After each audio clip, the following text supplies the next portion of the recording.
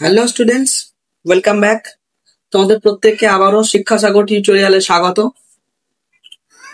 আমরা second unit টেস্টের physical সায়েন্সের সাজেশনস তোমাদের প্রোভাইড করছিলাম। আজকে ধাতুবিদ্যা 8.5 অধ্যায়ের তোমাদের সাজেশনস আমি তোমাদেরকে দেব। অলরেডি আমরা বেশ কয়েকটি পার্টে তোমাদের সেকেন্ড ইউনিট টেস্টে যতগুলো চ্যাপ্টার এক্সামে হবে তার প্রত্যেকটি চ্যাপ্টারের সাজেশনস কিন্তু আমরা কমপ্লিট করে এসেছি। যারা এখনো পর্যন্ত দেখোনি তারা অতি অবশ্যই সাজেশনস গুলো দেখে নিও, কারণ কোন রকম মন গড়া প্রশ্ন কিন্তু আমি দিই না, তোমরা প্রত্যেকে ভালোভাবে জানো। ফার্স্ট ইউনিট টেস্টে যেরকম ভাবে তোমাদের সাইন্টিফিক ওয়েতে আমি সাজেশনস দিয়েছিলাম এবং যেখানে তোমরা খুব ভালোভাবে কোশ্চেন গুলো দেখলেই বুঝতে পেরেছিলে যে কতটা পরিমাণ তোমাদের কমন এসেছিল পরীক্ষাতে, একইভাবে আমি সাইন্টিফিক ওয়েতে তোমাদের সাজেশনস আবারও প্রোভাইড করছি, যাতে তোমরা 100% কমন কিন্তু সেখান থেকে পেতে পারো। মাত্র এই কটি প্রশ্ন তোমরা করে যাও, তাহলে অতি অবশ্যই ধাতুবিদ্যা চ্যাপ্টারটির ওপর থেকে যত রকমের প্রশ্ন কিন্তু আসার সম্ভাবনা সবই কিন্তু এই প্রশ্ন কটির ভিতরেই কিন্তু আসবে। কারণ ধাতুবিদ্যা থেকে 3 নম্বরের বড় প্রশ্ন কিন্তু আসে না, 1 এবং 2 নম্বরের প্রশ্ন এসে থাকে। তাই আমি তোমাদেরকে আজকে 1 এবং 2 নম্বরের প্রশ্নের ওপরই সাজেশনস দেবো।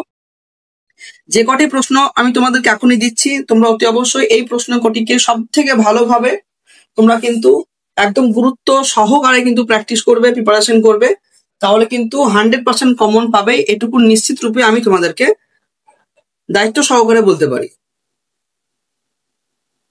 এবং আমাদের লাইফ সায়েন্সের ওপর সেকেন্ড ইউনিটের সাজেশনস আমরা অলরেডি বেশ কিছুদিন আগে কমপ্লিট করে এসেছি। যারা এখনো পর্যন্ত আমাদের সাজেশনস ভিডিও দেখোনি তারা অতি অবশ্যই চ্যানেলে গিয়ে প্লে লিস্ট বানানো আছে, সেখান থেকে সাজেশনস ভিডিওগুলি দেখো। দেখলে বুঝতে পারবে, প্রশ্নের কোয়ালিটি দেখলে বুঝতে পারবে যে কি পরিমাণে কমন আসার সম্ভাবনা আছে। এবং ফার্স্ট ইউনিট টেস্টে যারা সাজেশনস দেখেছিল তারা তো জানোই যে কতটা পরিমাণ কিন্তু কমন আসে। তাই কোনো রকম ভাবে কিন্তু প্রশ্নগুলিকে নেগলেক্ট করবে না। লাইফ সায়েন্স এবং ফিজিক্যাল সায়েন্স দুটোই বলছি, তোমরা কিন্তু খুব ভালোভাবে মন দিয়ে প্রিপারেশন করো। এবং শুধু সেকেন্ড ইউনিট টেস্ট নয়, সঙ্গে সঙ্গে তোমাদের মাধ্যমিকের জন্য কিন্তু কোশ্চেনগুলো খুবই গুরুত্বপূর্ণ। তার কারণ আমি তোমাদেরকে 2017 থেকে 2025-এর ভিতর আসা যত ধাতুবিদ্যার এই চ্যাপ্টারটির ওপর তোমাদের সমস্ত কিন্তু আমি এখানে ইনক্লুড করে দিয়েছি। এবং শুধুমাত্র ধাতুবিদ্যা চ্যাপ্টারটির আজকে এই সাজেশনস দিচ্ছি, কিন্তু বাকি যে সাজেশনস আমি দিয়ে এসেছি প্রত্যেকটার উপরেই কিন্তু সমস্ত সালের কোশ্চেন কিন্তু আমি ইনক্লুড করা আছে আমার। তাই অবশ্যই সেই প্রশ্নগুলিকেও যারা এখনো দেখোনি তারা অতি অবশ্যই চ্যানেলে গিয়ে দেখো, তাহলে বুঝতে পারবে কতটা ইম্পর্টেন্ট, কতটা গুরুত্বপূর্ণ প্রশ্নগুলো।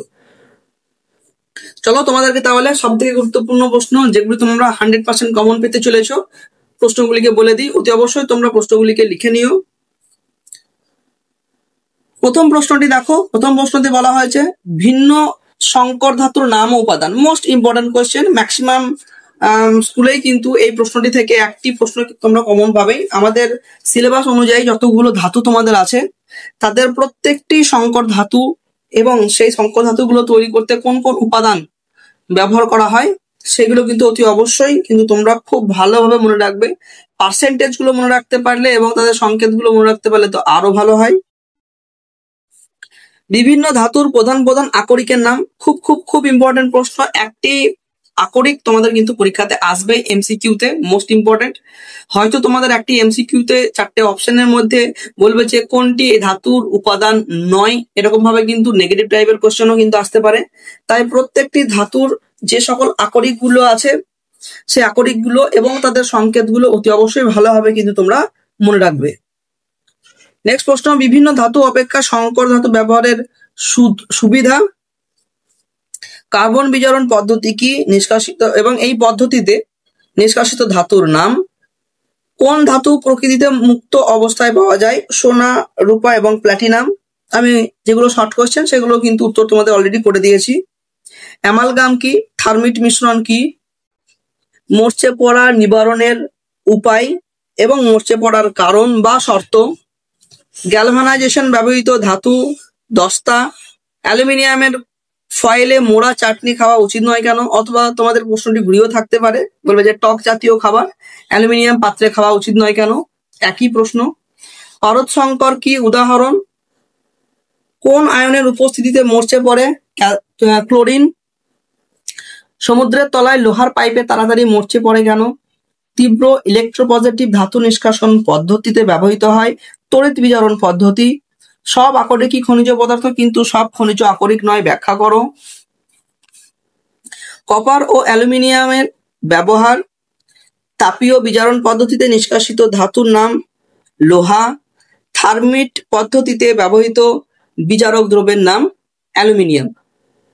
তাহলে এই 17টি প্রশ্ন তোমাদের কাছে কিন্তু খুবই ইম্পর্টেন্ট হতে চলেছে, কারণ শুধুমাত্র মন গড়া প্রশ্ন নয়, তোমাদেরকে কিন্তু আমি সায়েন্টিফিক ওয়েতে এই সাজেশন কিন্তু রেডি করেছি। তাই অতি অবশ্যই তোমরা কোনো রকম ভাবে নেগলেক্ট করবে না। এই প্রশ্নগুলিকেই কিন্তু যত্ন সহকারে পরীক্ষার আগে তোমরা খুব ভালোভাবে প্রিপারেশন করে যেও, তাহলে কিন্তু 100% কমন কিন্তু তোমরা পাবেই, এটুকু নিশ্চিত রূপে তোমরা কিন্তু ধরে রাখতে পারো। তোমাদের পরীক্ষা তাহলে সামনেই, আর মাত্র কয়েকটা দিন। খুব ভালোভাবে তোমরা প্রিপারেশন করো, তোমরা খুব ভালোভাবে এক্সাম দাও। তোমাদের সঙ্গে আবারও দেখা হবে আরো একটি নেক্সট ভিডিওতে এরকমই গুরুত্বপূর্ণ সাজেশনের সঙ্গে। যারা এখনো পর্যন্ত আমাদের চ্যানেলটিকে সাবস্ক্রাইব করোনি তারা অতি অবশ্যই এই ধরনের গুরুত্বপূর্ণ সাজেশন ভিডিও পাওয়ার জন্য আমাদের চ্যানেলটিকে সাবস্ক্রাইব করে দিও।